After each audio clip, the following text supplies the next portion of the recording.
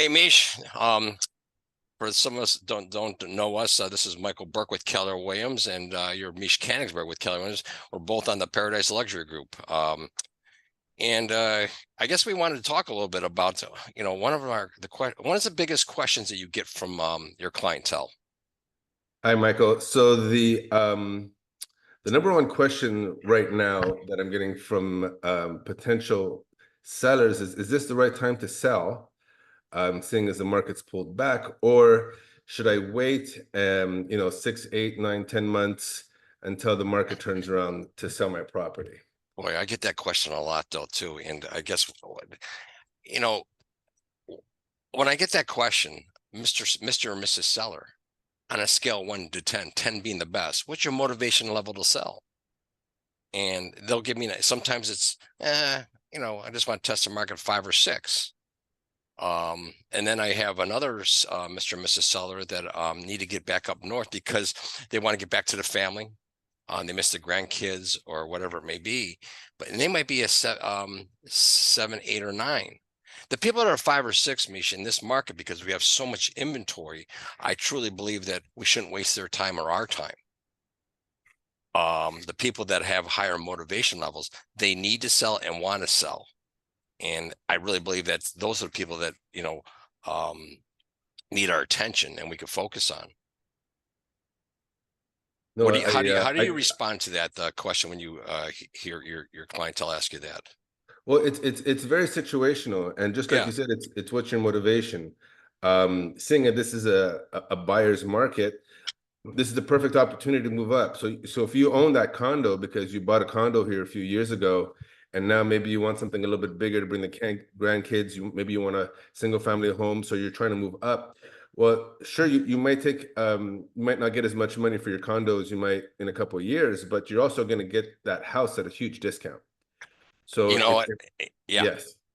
So here's the thing, and I've had that exact same conversation with some of my clientele. Well, I'm not going to give the house away. Well, I agree with you. We don't want you to give the house away, but in the seller's market, it's hard to gauge both ends of the pendulum. Now, I do believe, and I think you do, we've had this conversation before where I do believe sellers might give up a little bit more in the price when they go to sell. But because of the surplus of inventory out there and the need and motivation of the other sellers of what they want to buy, we'll be able to negotiate a better level when they go to buy.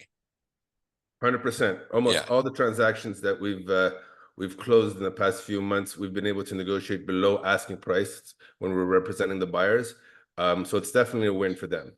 Definitely a win for them, and that's just it though. And I'm not sure some of our clients are going to like what I have to say, but when we go to market a property or sell a property, I don't believe we sell properties.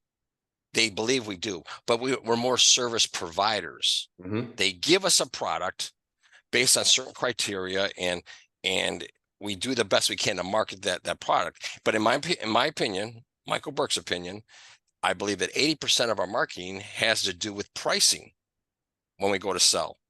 Now, if the client is not going to heed our advice and put it into a marketable price and we have no showings, it's not really, I don't want to say it's our fault, but it's just that they need to heed our advice to a certain degree.